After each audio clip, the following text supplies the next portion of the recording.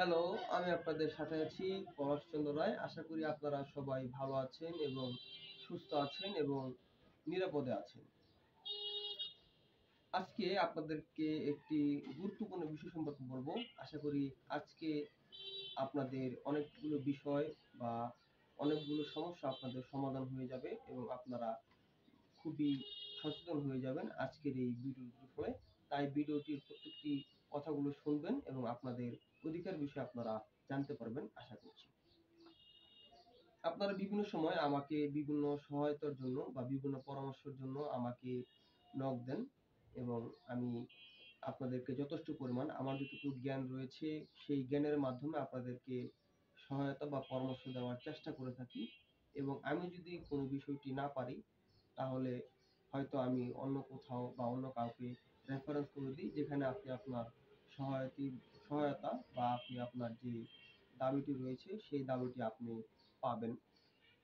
তবে আজকে সেই সকল বিষয়গুলো কথা নয়, কথা হচ্ছে যে আপনার অনেক সময় যখন আমাদের কাছে চান যে আমি কাবিন নেওয়ার মামলা করব, অথবা আমি চেক দিয়ে মামলা করব, অথবা আমি কারোর বিরুদ্ধে কোনো মামলা করব বা কোনো জমি জমার মামলা করব ইত্যাদি বিভিন্ন সময় বিভিন্ন রকমের মামলার কথা আপনারা বলেন, কিন্তু অনেক সময় আমরা আপনাকে বলি যে আমরা এই মামলাটি আপনি করতে পারবেন না।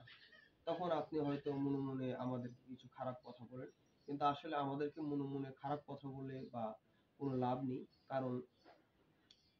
কারণ একটি আইন রয়েছে, সেই আইন ধারা আপনার এই মামলার বা আপনার যে অধিকারগুলো রয়েছে এই অধিকারগুলো নিয়ে আপনি আদালতে কখন বা কতটুকু সময়ের মধ্যে মামলা করতে পারবেন সেই সময়গুলো নির্ধারণ হয়ে থাকে। হ্যাঁ, আপনারা ঠিকই শুনেছেন যে আপনারা যে কখন কিভাবে বা কোথায় মামলা করবেন বা কতটুক সময়, মানে সবচেয়ে বড় কথা হচ্ছে যে সময়, অর্থাৎ কতটুক সময়ের মধ্যে আপনি মামলা করবেন বা আপনি আপনার অধিকারের জন্য আদালতের দুয়ারে যেতে পারবেন সেই বিষয়টি একটি আইন দ্বারা নির্ধারণ হয়। সেই আইনটির নাম হচ্ছে তামাদি আইন 1908।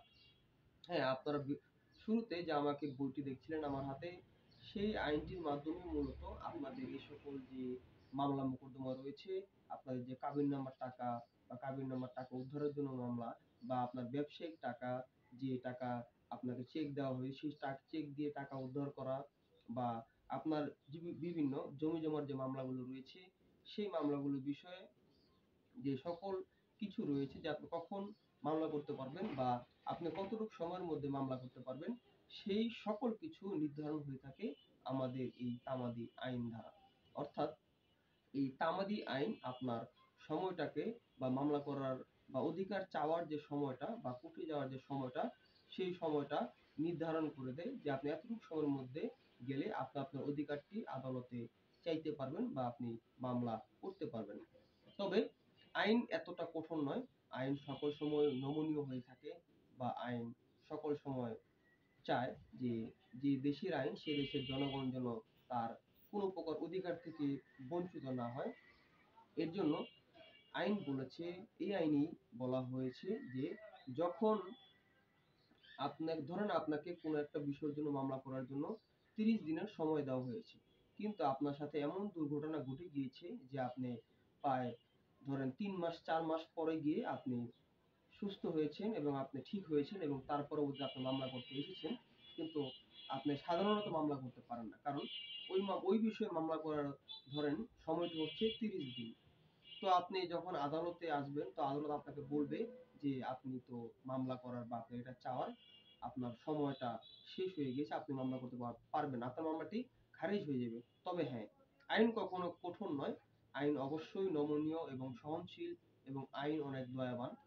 কারণ আপনার যদি এই যে ন্যায্য কারণটি রয়েছে যে আপনি অসুস্থ ছিলেন বা আপনার সাথে কোনো দুর্ঘটনা ঘটেছে অথবা আপনার কোনো যৌক্তিক কারণ রয়েছে যেই কারণে আপনি আইনের দেওয়া এই এতটুকু সময়ের মধ্যে আপনি বিজ্ঞ আদালতে এসে মামলাটি বা আপনার অধিকারটি চাইতে পারেননি, এই কারণে এই যে 4-5 মাস আপনার যে গ্যাপটি রয়েছে এই গ্যাপে আপনার কি সমস্যা ছিল বা আপনি কেন আসতে পারেননি সেটা যদি পোক্তভাবে এবং যুক্ত কারণ দিয়ে সেটা আপনি বিজ্ঞ আদালতকে বুঝাতে পারেন, তাহলে বিজ্ঞ আদালত আপনার মামলাটি আবার পুনরায় আপনার মামলাটি গ্রহণ করবে, যদিও আপনার সেই তামাদি মেয়াদটি চলে গিয়েছে। তাই আপনাদেরকে বলবো যে আপনারা যখনই কোনো অধিকার বা যখনই কোনো ঘটনা ঘটবে বা যখনই কোনো প্রকার মামলা করার আপনার অধিকার জন্ম নিবে, দেরি না করে আপনি একজন বিজ্ঞ আইনজীবীর সাথে দেখা করে বা আপনার যদি আইনজীবী থাকে বা যেই হোক যেভাবেই হোক আপনি সেভাবে গিয়ে আপনি অবশ্যই বিজ্ঞ আদালতের দুয়ারে দরজার কড়া নাড়বেন। আপনি অবশ্যই আপনার অধিকারটি পাবেন। তবে খুব বেশি যেন দেরি না হয়ে যায়, তাই অবশ্যই সেই সময়টি এবং এই আইনটির কথা অবশ্যই খেয়াল রাখবেন। যে বাংলাদেশে একটি আইন রয়েছে, তামাদি আইন ১৯০৮, যে আইনটি দ্বারা আপনার এই সকল অধিকার চাওয়ার যে সময়টি রয়েছে বা কোর্টে যাওয়ার যে সময়টি রয়েছে বা আপনার কোর্টে মামলা করার অধিকারের যে সময়টি রয়েছে বা আপনি কোন মামলাটা বা কখন কিভাবে বা চাইতে পারবেন সেই যে সময়টি রয়েছে, এই সকল সময়গুলো এই আইনের মধ্যে লেখা রয়েছে যে কোনটা ৩০ দিন, কোনটা ২ দিন, কোনটা ১ দিন, অথবা কোনটা ১ বছর, অথবা কোনটা ৬০ বছর। এই বিষয়গুলো অবশ্যই মাথায় রাখবেন। তাই বলবো যে যখনই আপনার অধিকার হবে বা মামলা জমানোর অধিকার জন্ম নিবে, তখনই আপনি দেরি না করে আপনি আপনার একজন বিজ্ঞ আইনজীবীর সাথে দেখা সাক্ষাৎ করে পরামর্শ করে আপনি অবশ্যই বিজ্ঞ আদালতের দ্বারস্থ হবেন, যেন আপনাকে কোনো প্রকার ভাবেই আপনি আপনার অধিকার থেকে বঞ্চিত না হয়ে যান। আশা করি আজকের এই ভিডিওটির মাধ্যমে আপনারা বুঝতে পেরেছেন যে অনেক সময় কেন আপনারা মামলা করার অধিকার হারান এবং কেন আপনারা মামলা করতে পারেন না। তবে হ্যাঁ, আরেকটি বিষয়, যে এই যে ৪-৫ মাস আপনি যদি ইচ্ছা করে বা আপনার যদি অবহেলার কারণে যদি এই ৪-৫ মাস দেরি হয়ে থাকে, তাহলে কিন্তু বিজ্ঞ আদালত আপনাকে সেই যে সময়ের যে আবেদন বা আপনি যে দেরি করে এসেছেন সেটি কিন্তু আপনার জন্য স্যাক্রিফাইস করবে না। তবে হ্যাঁ, আপনার যদি যৌক্তিক কারণ থাকে যে এই সময়ের মধ্যে আপনি কেন আসতে পারেননি, তাহলে একমাত্র বিজ্ঞ আদালত আপনার সেই সময়টি স্যাক্রিফাইস করে আপনার মামলাটি গ্রহণ করবে। তার মানে আজকে আমি আপনাদেরকে কয়েকটি জিনিস বলেছি। একটি হচ্ছে যে আপনার যে অধিকারগুলো বা মামলা করার যে সময়গুলো, সেই সময়গুলো নির্ধারণ হয়ে থাকে বাংলাদেশের যে তামাদি আইন রয়েছে ১৯০৮, সেই আইনের মাধ্যমে এই সকল সময়গুলো নির্ধারণ হয়ে থাকে।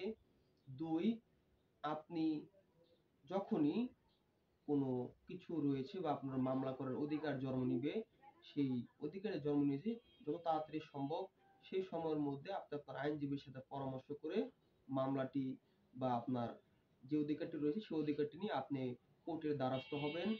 ৩, আপনি অবশ্যই যদি কখনো মামলা করতে আপনার দেরি হয়ে যায়, আপনি সেই সকল ডকুমেন্ট রাখবেন এবং একটি ন্যায্য কারণ যদি থাকে, বিজ্ঞ আদালত আপনাকে অবশ্যই সেই যে সময় দেরি করার সময়টি সেটি আপনার জন্য স্যাক্রিফাইস করবে।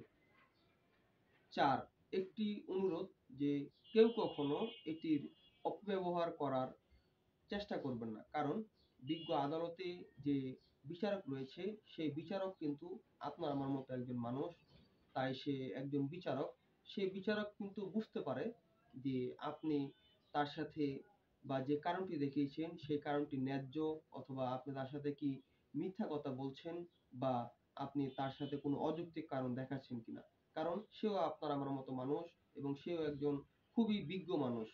তাই কখনোই বিজ্ঞ আদালতে এই সকল বিষয় নিয়ে অপব্যবহার করার উদ্দেশ্যে কখনো বিজ্ঞ আদালতে মিথ্যা কথা বলবে না। এটি কিন্তু এক ধরনের কোর্টের অবমাননা এবং বিজ্ঞ আদালত যদি তখন চায় আপনার বিরুদ্ধে কোনো প্রকার অ্যাকশন নিতে, তো সেই অ্যাকশন কিন্তু বিজ্ঞ আদালত নিতে পারে। তাই বলবো যে বিজ্ঞ আদালতে কখনো মিথ্যা কথা বলবেন না। সকল সময় আপনি স্বচ্ছ থাকবেন, সত্য কথা বলবেন এবং যেহেতু বিজ্ঞ আদালতে বিচারক রয়েছে তারা অনেক দয়াবান, আপনাকে অবশ্যই সেই সময়টি আপনার যদি যৌক্তিক কারণ হয় এবং আইনের মাধ্যমে যদি সেটি নিষ্পত্তি বা সেটি সমাধান করা সম্ভব, অবশ্যই আপনাকে সে একটি সমাধান দিবে। তো সকলকে ধন্যবাদ আমার ভিডিওটি এই পর্যন্ত দেখার জন্য। আশা করি আপনারা আমার এই কথাগুলো শুনে আপনাদের অনেকগুলো ডাউট বা অনেকগুলো যে কনফিউশন ছিল আপনাদের, সেই কনফিউশন গুলো আপনাদের ক্লিয়ার হয়ে গিয়েছে, যে কেন আপনারা অনেক সময় মামলা করতে পারেন না বা কেন অনেক সময় আপনারা হতাশ হয়ে যান, বা আপনার যদি যৌক্তিক কারণ থাকে যে আমি এই সময়ের মধ্যে আদালতে উপস্থিত হতে পারিনি, তাহলে কিভাবে আপনি বিজ্ঞ আদালতের দ্বারস্থ হবেন বা কিভাবে আপনি সেই কারণগুলো বলবেন, সেগুলা বলেছি যে ন্যায্য কারণগুলো অবশ্যই দেখাতে হবে, বা কিভাবে দেখাবেন অবশ্যই একজন আইনজীবীর সাথে দেখাতে হবে, কারণ আপনি তো সেভাবে কাগজপত্র রেডি করে বিজ্ঞ আদালতে উপস্থাপন করতে পারবেন না। তাই আশা করি আপনারা এই ভিডিওটির মাধ্যমে অবশ্যই উপকৃত হয়েছেন। তাই আজকের ভিডিওতে এই পর্যন্তই ছিল, এবং ভবিষ্যতে যারা দেখবেন আশা করি সবাই উপকৃত হবেন। তো সকলকে ধন্যবাদ। সবাই ভালো থাকবেন, সুস্থ থাকবেন, নিরাপদে থাকবেন, সচেতন থাকবেন।